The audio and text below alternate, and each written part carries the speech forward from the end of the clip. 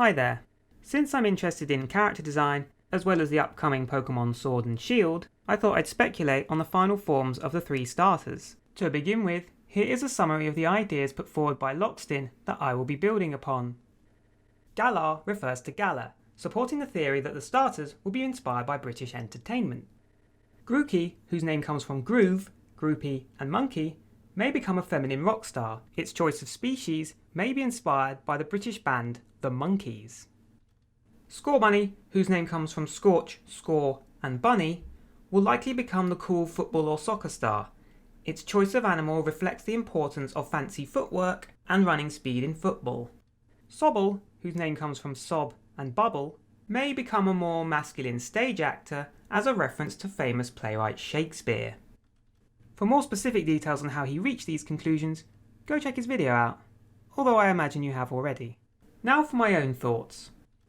Starting with Grookey. Grookey, Lockstin suggests, could be inspired by punk rock. Now, I'm not so sure myself about punk, as it's not unique to Britain. However, glam rock emerged in Britain, and very few stars outside of here really took off. One of the most famous and influential musicians in the world, the late David Bowie, had a glam rock persona known as Ziggy Stardust. That is not to mention the likes of Elton John and Freddie Mercury. Not only is it a distinctly British movement, but it also conjures up a wider pool of imagery to draw from. Glam rock stars were notable for their heavy makeup and glitter, outrageous outfits, unique hairstyles and platform shoes. Some, like rock band Kiss, applied heavy makeup around the eyes, which is why I think Grookey appears to be wearing an eye mask. This could lend glam rockers a more stereotypically feminine or androgynous image. A frail, delicate silhouette was also common, which would place Grookey firmly in the role of special attacker, as you might expect from grass this time around. Once reaching its second evolution, the stick could take the form of a pipe or flute. In its final form, I could see a guitar made of wood or stone, massive grassy hair and maybe some face paint. Since the violin is believed to have had its shape originally inspired by the leaves of plants, I could see the guitar taking some stylistic cues from that as well. The wooden protrusions on Grookey's head probably act as earplugs and may transform into headphones or something similar in its final form.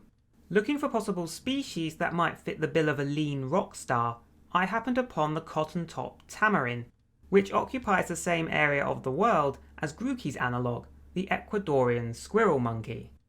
These tamarins are extremely vocal, able to perform an unusually high range of distinct sounds. One experiment saw various pieces of human music being played to the animals, but they only responded to one. Metallica. The rock music actually calmed them. It even looks the part. Check out that hair. Of course, grass starters are normally at least partly based on a prehistoric animal. So, what works with the squirrel monkey and the tamarin? Well, believed to be one of their common ancestors, Ganlia was a fossil primate thought to possess markings similar to those of Grookey, so that may explain where that part of the design initially came from. They almost look like they could be wearing headphones too, don't they? Moving on to its secondary type, one of my suggestions is fairy. Fairies have a long history in British folklore. While some are downright creepy, many of the more popular ones are known for their songs, femininity, and glittering appearance. Alternatively, it could become rock, as a pun on rock star. Rocky structures common in Western Britain, including Stonehenge, are often covered in moss or bushy ferns, so perhaps Grookey's body will harden underneath a leafy exterior. Next is Scorbunny. This little scamp is perfectly poised to be the most marketable of the 3. It was even revealed first, and a football or soccer player easily fits the description of a popular projectile user, like Greninja or Decidueye. Football is huge here in Britain, not to mention all over the world. Kids and adults alike will be drawn to it for this reason. We've already seen it generate fire with its feet, so it feels like a foregone conclusion that the rabbit will be kicking fireballs as its signature attack sooner or later. As for its appearance, I'm thinking more of a jackrabbit. With a wiry build and strong hind legs, they are able to reach a top speed of 45 miles per hour, making them one of the fastest animals alive. Many people have suggested that it will evolve metal studs on its soles, so maybe these could function like jet boots, shooting out bursts of fire in order to propel the rabbit forward. It could also sport metal plating on its legs to act as shin guards. A hairband holding its large ears back would be a nice touch, as footballers will often tie up longer hairstyles. Its colour scheme will presumably change from predominantly white to red, as if it were switching from an England home kit to the away uniform. This reflects its role as a global superstar challenging other nations. So if Scorbunny does end up with jet feet and metal shin guards, giving it the steel type would make a lot of sense. Fire and steel also provides a nice link to the Industrial Revolution. It may seem to be an odd thing to pair with sport, but both industry and football can be linked by a competitive drive to overcome your rivals. Speaking of rivals, I think that one part of Sobble's name has gone unnoticed. The common thought is Sob plus Bubble, but here I would like to add a third reference. As with the other starters, a Pokemon name can be a play on more than 2 words. In this case, I think either Wobble or Cobble is the missing word. Wobble is a synonym for tremble, and Cobble refers to cobblestone. Both of these words can hint towards its final evolution, just as Grookey and Score do for the previous 2. More on that in a minute though.